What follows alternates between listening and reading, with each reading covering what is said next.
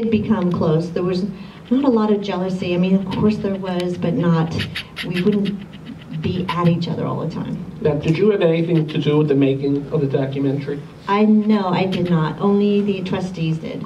And who had the tapes? Who found all these tapes they made? So, after my father had passed away, they found a box of tapes that were labeled, and there were many, many tapes, hundreds of hours, and it was almost like finding a trove, like a treasure.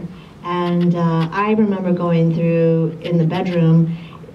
We all had an opportunity to take something for keepsake, you know, anything sentimental to us. And I remember opening a drawer full of cassettes, and they were the self-hypnosis tapes. So I took those, and then when I found out that they were doing a documentary, I had gave them my share, and then that's what you see on the film.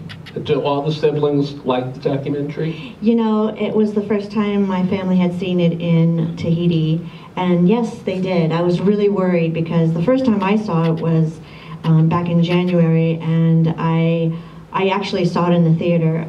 The trustees had seen it. There's 3 of them, and they approved, but we hadn't seen it, oddly enough. So when I saw it, I had walked out, and like the chair was empty, and they didn't know what to say or do.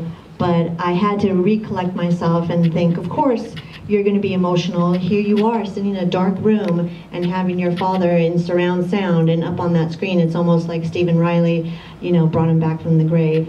And it was really hard and emotional after 10 years of not seeing my father. Do you have a favorite picture of his, motion picture?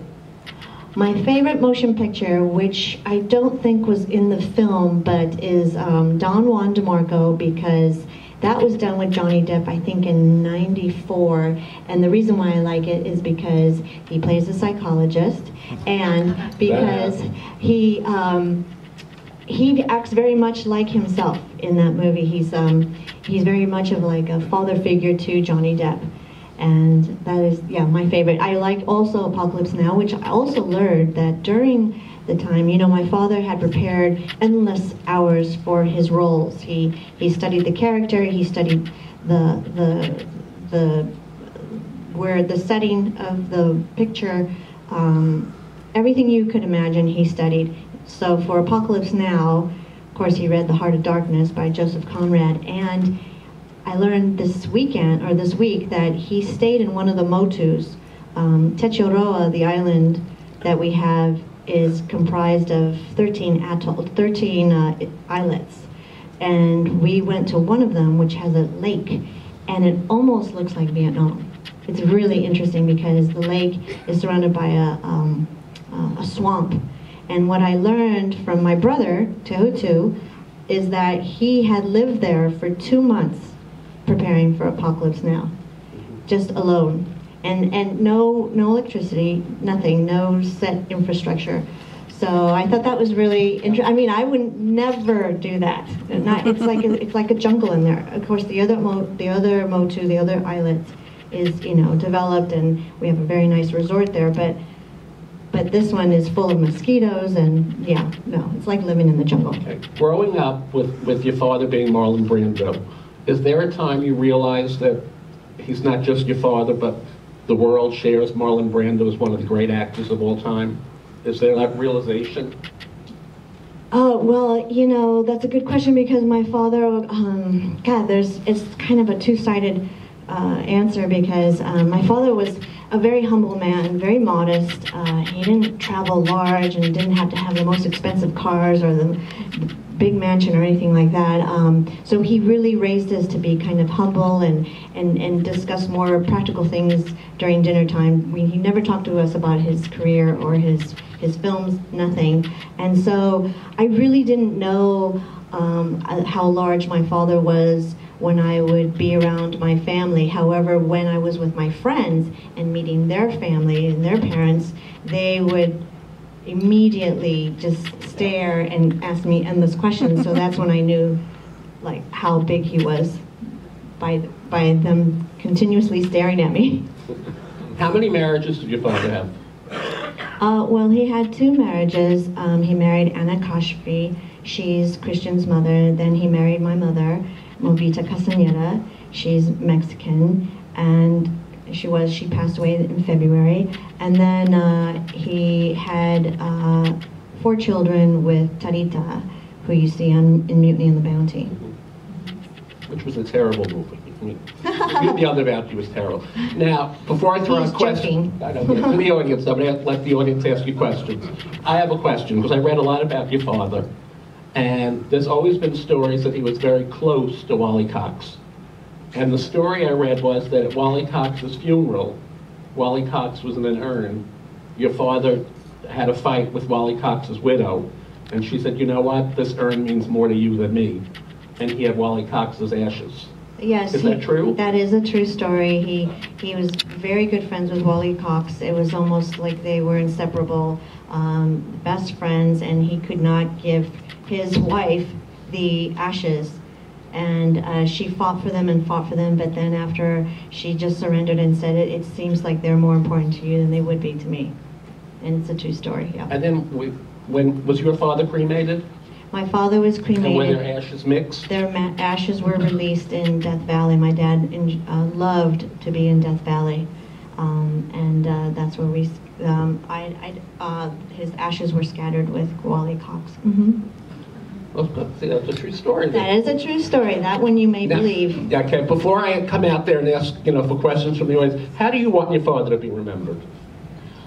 Oh, that's a great question. That's why I'm Bill, here. thank you. I would love, this film here, and the family, and I'm really pleased with it because it reveals who my father was. He wasn't this difficult, temperamental person that the papers had written him out to be, and he didn't try to fight the press. He just thought, let them write what they want, because they're going to write what they want anyway. But now it's almost like he has the last word, but unintentionally. And it's a perspective that needed to be heard and seen, and you see the true Marlon Brando on the screen that you just saw, the vulnerable side of him, and you don't think that he was so vulnerable, that he could be so naked and he could be so raw as to admit that he was, never felt competent or smart enough, or he had all these fears, and here he is, just like you and I, questioning ourselves and wondering if we are good enough. And so I like that piece because it really humanizes who he is. And last for me right now, when he made Superman, I read he really just did Superman because he made, $14.7 million, and he sort of knew that he wouldn't have to work again for a long time. Yeah, that was in the Guinness Book of World Records, and he was only in the film for a total of 20 minutes, and at that time, I think it was $3 million. So at that time, it was like 1976, 77 or something like that, and for that time, that was a lot of money. Yeah. Now, just people in the audience have questions? We'll start in the front. I'll come.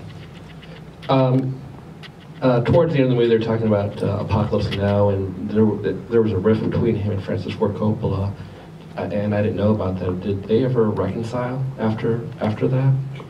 That I don't know. I don't know. I don't, because like I said, my father didn't talk to us about the film business at all, and didn't discuss his affairs or anything with us. So I to this day, I don't know. Okay. Hi, I met your father 66 years ago in a loft on Bond Street near the Bowery. There was a party, it was about 11:30, and this guy comes in a t-shirt and dungarees. The party stopped. Nobody knew who the hell he was. And he was looking for his girlfriend, Vicky, so that may be another one.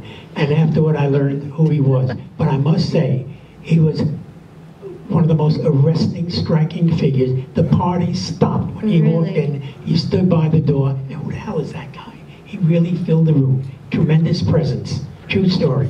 Wow, thank you for sharing that. It's so true. My father, even when he was quiet, he'd walk in the room and he'd be sitting on the couch and he'd be just sitting there and not saying anything, and he took up the room even with his silence. So it seems that as if he was involved a lot in psychotherapy, and then later on meditation, and also a deeply introspective man, much more than I thought. Do you think he found peace later in his life, and what helped him find that, if so? Well, yes, he was very introspective, constantly questioning what people are thinking. He was in love with the human condition, always studying people, always, you know, he would look at you and say, it's interesting how you're sitting to the side and crossing your fingers, and how you twinkle your eye when you say, you know, any kind of idiosyncratic gesture he would question. But I think with the self-hypnosis, that came along shortly after the tragedy, so he really had to do something for himself, and he found that through meditation and self-hypnosis. And he would often tell, you know, all of his kids to try to find that quiet place in your mind, focus. In fact, he would say, focus all your attention on your little pinky toe, and what is your little pinky toe doing right now? And all of a sudden you think, you know, all these chattering thoughts would just go away, and you concentrate on your pinky toe, and it would work. Do you think you went into your field because of your father? You know, I never thought about it until the movie came out. So it's interesting because I went to school, I got into the political science, I worked on the Hill for a while, then I became a teacher, and then I became a clinical psychologist, and I thought, well, I think my dad, without saying you should do this, you should do that, because he never told us what to do, he kind of just planted these seeds all along, and I think that is why I am I'm always out to help the underdog. I love working with people, so I think it's a testament to my father's work. Rebecca, I met you a year ago. Yes. In Morea. Oh, yes. You and your son and your daughter. And and I met your son. He was working on Techoroa. Yeah, Jared. Nice to see you. Nice to see you. I didn't put so much of it together actually when I was there, because my son was working at Tetroa when it first opened. Yes. And giving tours. I was reading about Marlon, and it was fascinating, and I wasn't aware that that your sibling passed there, that she hung herself until this. And did that change the view of Tahiti and so on? I mean, I know it did for Marlon. Did it for the rest of the family as well? Did it change the view? Yeah, just your feeling in going there. Was it difficult to do that, or? Well, she didn't take her life in Techoroa. It was in another island, Papeete. Oh. Anyway, so was it difficult for us to return? I know it was very difficult for my father. He never returned again. And for the rest of us, a lot of changes were taking place on Techoroa. The hotel previous to the one that's open now had shut down, so there was no need. We didn't go to Techoroa. We would go to Papeete and visit the family there. But no, it didn't hinder us from going back. I have some mixed feelings about the film. You know, Don Juan DeMarco is one of my favorites, and that comedy that he made with Matthew Broderick, where he sends up the Godfather. The freshman. Yeah. And then this story you told about renting the house with all the kids, and then this Wally Cox story. I thought, why isn't some of that in there? You're not the filmmaker, I understand, but. Oh, I know. I mean, there's so many facets to my father that this is a 90-minute movie. I mean, most documentaries are about 90 minutes, some are 2 hours, but there is so much more to say and so much more to cover. I mean, there's 12 of us, and there's so much to say about his family, his sisters, and there's more to say about Techoroa. I mean, we could sit all night talking about my father, we really could, but I think they just wanted to go with this particular piece, and maybe there'll be a part 2. What was his favorite movie and/or role? His favorite movie was Burn. I'm trying to think of the year, but it was about slavery and the oppression of the Portuguese people. And the African people were were to overtake the Portuguese regime in the Caribbean island, and that was his favorite movie. And that's when he became more interested in, you know, what was going on with the African Americans in America, and that's when he became involved with Dr. Martin Luther King and stood by him. And then shortly after, went to Bobby Hutton's funeral and spoke there alongside the Panthers. When he passed away, did he leave money for the family? Yes. Yes. What was the question? Did either you or any of your siblings have any input into the making of this movie?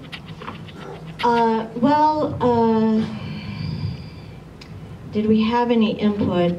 You know, the funny thing is that we did not.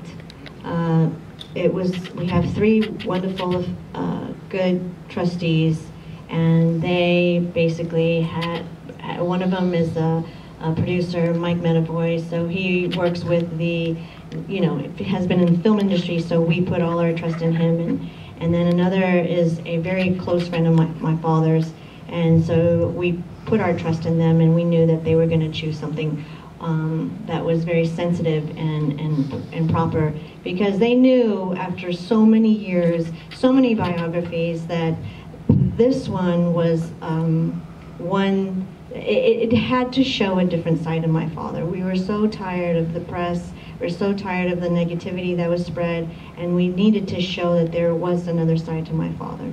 And so that we did press upon them to do.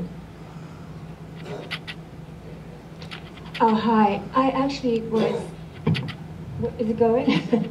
I was actually with your dad when his dad passed away. We were in Arizona on an Indian reservation. And I was very, very young, and I was so impressed with who I was with, obviously. And I never could really see the man until I got older, and I looked back at that experience, and I started to regurgitate the whole thing. What stood out to me is when we went to Arizona, we went into his car. He had an old Cadillac, a blue Cadillac, I remember. We went to the airport, and he did everything himself. There was no hoopla. We rented the car. We went just up to Hertz. And the whole experience that I had was a very gentle, very sweet experience. And I actually talked to him in the 80s when he was going to court. I wrote him a little note, and he actually called me the next day. And my son was also going through problems. And we had a very nice talk on the phone. And I just want to let you know that I have incredibly good memories of your dad, and I just respected him tremendously. Oh, thank you so much for saying that. Yes, like I said, my father was very humble, very modest. And in fact, I know that when he would make a film, he would sit with the crew and talk with the crew rather than talk with the other co-stars, and made sure that, you know, he loved to learn about people, whatever color they were, and he would just, like I said, he would rather sit with the crew than anywhere else. Let me ask a question. What did you think when he won the Academy Award for The Godfather, when he sent the Native American lady up, and he refused the award? What did I think? Because the audience at the Oscar show was not happy. Right. Well, I think some people were happy and some people were not happy. I was only, I think, 10 years old. No, I was younger. I think I was 8 years old. So I don't know. I didn't have any feelings back then about it, but now I think, you know, everyone has told me, and I've learned so much about my father through the years, and they always say he's like a Renaissance man. He's a revolutionary. He was the first person to have done that for a cause. So he lended his fame to help those who are oppressed. He did that with UNICEF. He worked with the UN. He did speeches to raise funds to develop a Jewish state. You know, they banned his movies in the South because he was standing with Dr. Martin Luther King, And he actually was in the movie Dry White Season, which was made in 1989. He donated a portion of his salary so that to the Foundation of Anti-Apartheid. And he had done all these things before anyone had done them before, so it was quite unique. If your father were alive today, he'd be a great liberal. I mean, you know, he probably would be categorized as a liberal, but he wouldn't take any party. He'd just call himself a citizen of the planet. Now you brought your son here tonight. How old is he? Diego is in the far back. He's 14 and a half years old. So how is it for Diego? Can I ask him how it is to watch his grandfather?